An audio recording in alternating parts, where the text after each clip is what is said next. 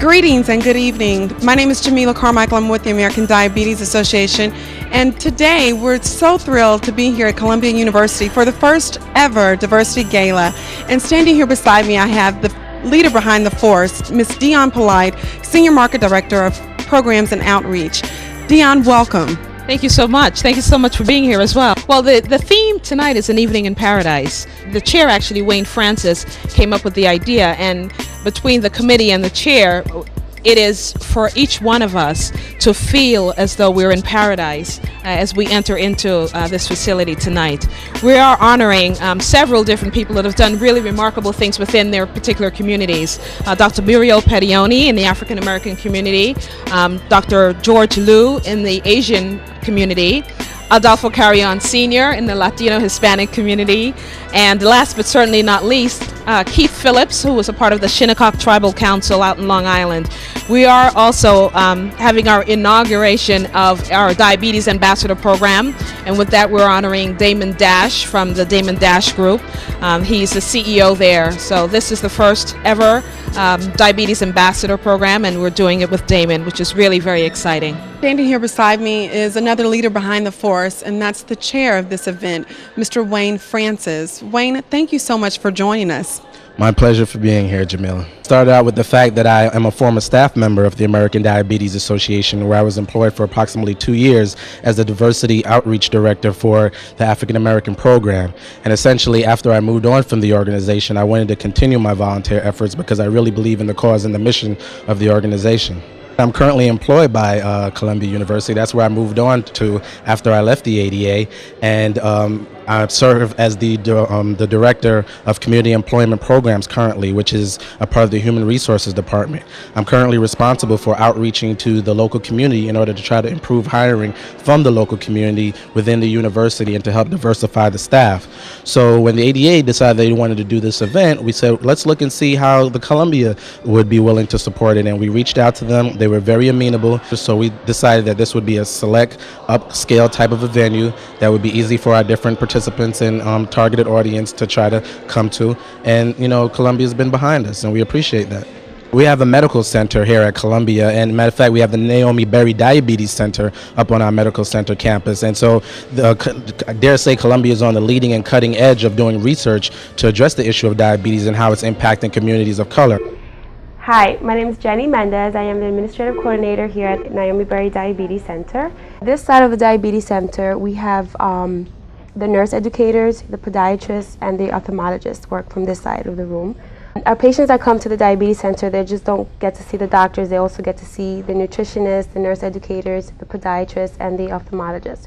With me today is Dr. Ileana Vargas of the Columbia University Naomi Berry's Diabetes Center. Now, as a pediatric endocrinologist, I can imagine that with the rising growth in type 2 diabetes, you're seeing issues that didn't previously exist.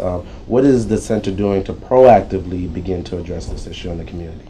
Well, the center, first of all, tries to give the best standard of care, and we're also trying to get children before they develop diabetes. And if they have diabetes, then we try to get them to take advantage of all the opportunities that are out there, including we do have a research study run by Dr.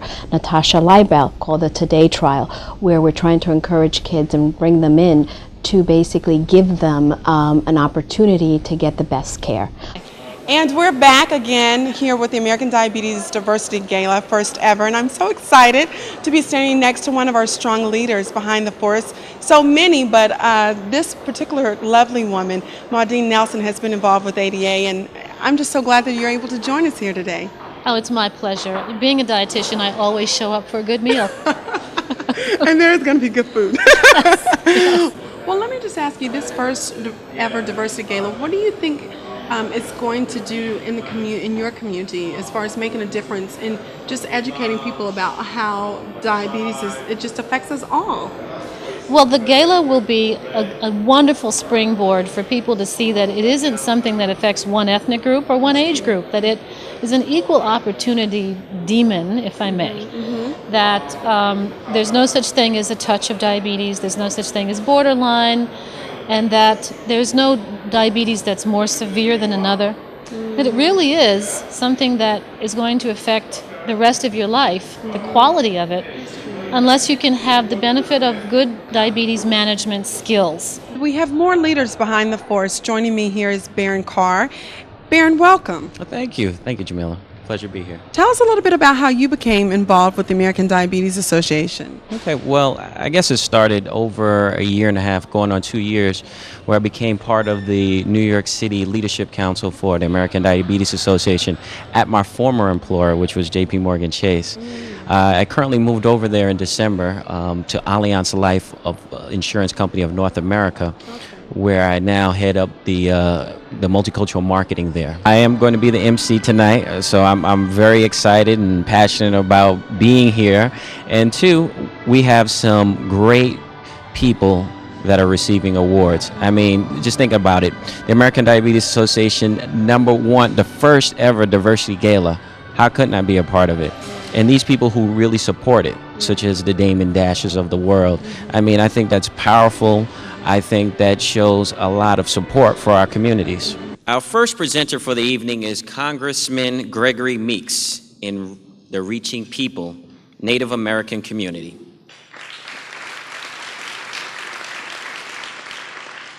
It is my responsibility this evening to present an award for spreading the word to Mr. Keith Phillips. Ladies and gentlemen, please join me as we welcome Ayanna Smith to the podium. It is my pleasure and privilege to present you with this award, Reaching People Award, to Native American community, to Mr. Keith Phillips. Congratulations.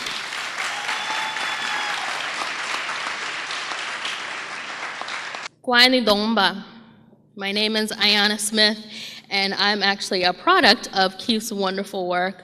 We work very closely together. I succeeded him as the program coordinator for the Shinnecock Community Health Worker Program, and have put a lot of effort and hard work into bringing attention and raising awareness about diabetes within our community.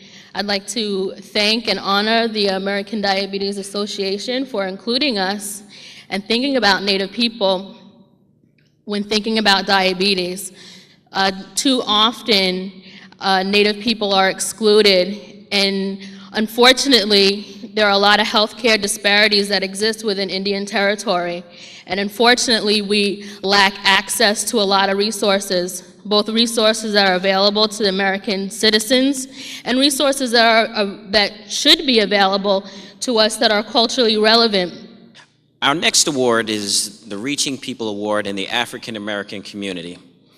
To present this award, we are honored to have with us the Honorable Congressman Charles B. Rangel.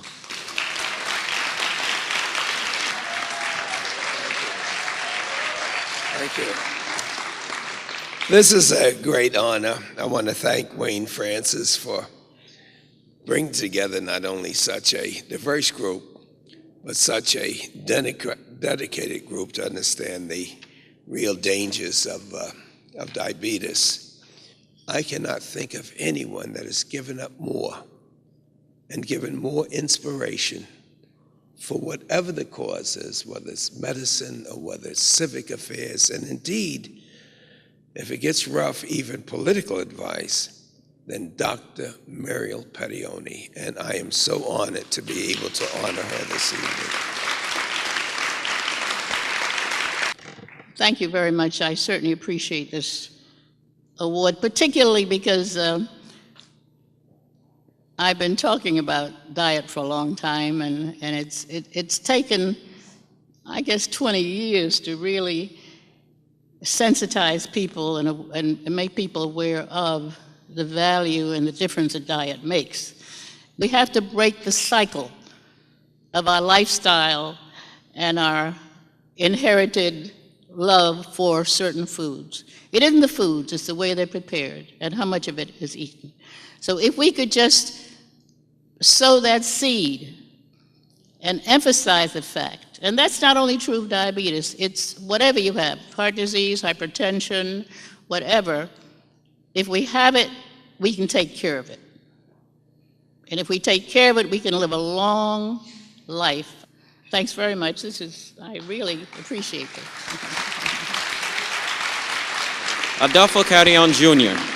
is the Bronx's 12th chief executive since municipal incorporation in 1898. The borough president has a proven track record of progress and growth, as well as a passion for making a difference in his community.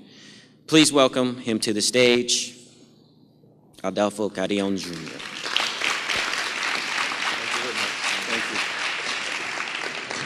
Thank you very much. Good evening, everyone. I came up in an environment that said it is better to give than to receive. It is better to serve than to be served. It is more rewarding. And in the end, I have discovered that it is, and I have discovered that because of my papi, Adolfo Carrion. And I'm very, very honored to bring him up tonight. Where's my dad? I've been working with people for over 45 years, and I don't regret it. And I said to my Lord, if you call me back, I will do the same, working, serving people, to develop a better life as a citizen and as a good Christian person. Thank you to the American Diabetes Association for this honor. Thank you very much. Keep doing your good work. Having one of the top teams in the greater New York City area and also ADA nationwide, Jordan had received much perks for this great accomplishments. Recently, he was asked to carry the torch for the American Olympics and many other such programs that the ADA has provided. Nonetheless, Jordan deserves it all. To date, through these efforts, Jordan has raised over $200,000 for the fight against diabetes. Please join me in welcoming this innovative youth, Jordan Malter, for his distinguished work with the cause. Good evening, everyone. This is a great event. Not often do I see palm trees at an ADA event, but this is really nice. As Paul said, I've worked with the ADA for over half my life, and I can truly say that it's probably been the most rewarding experience of my whole life. They've given me so many opportunities, and it's really an honor to be given this award. Like Paul said, I walk because my grandmother has diabetes. Dr. Hutcherson. And originally, it was just for her. But as time goes by, I realize that I do all this for every American who has diabetes. Our next recipient will be receiving the Reaching People Award in the Asian Pacific Islander community. To present this award is the Honorable Councilman John Liu. Diabetes simply does not discriminate. And that's what we're all here for. I have the honor of introducing our next honoree, who is truly a man of distinction, not only in the Asian American community, but among all New Yorkers as well. We are deeply honored and privileged to recognize Dr. George Liu for all that he is doing in his outreach efforts. Dr. Liu, will you please join me on the stage? Thank you so much for your kind introduction. Reaching people is extremely important for any disease management. You all know those who perform community service, and outreach cannot do it by yourself alone. You need the support and your coworkers, friends, and families. That's especially true in my case. And I would like to take this opportunity to thank for the American Diabetic Association, the Chinese American Medical Societies, and those who are close to me and support me, and all of you in this room who work so hard and to keep this fine organization going. Thank you all, and have a good evening. Now at this time, we are excited and honored to recognize our first ever Diabetes Ambassador for the American Diabetes Association, Greater New York City Market. To present Damon with this award is the Vice President of the Eastern Division of the American Diabetes Association, Ms. Andrea Maddox.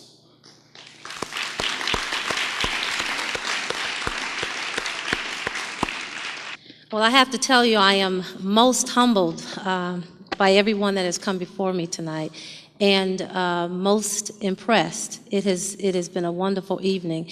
And I actually just started working in this market in the Eastern Division 2 months ago, and I've been pleasantly surprised with what I've found here on the East Coast, especially here in New York.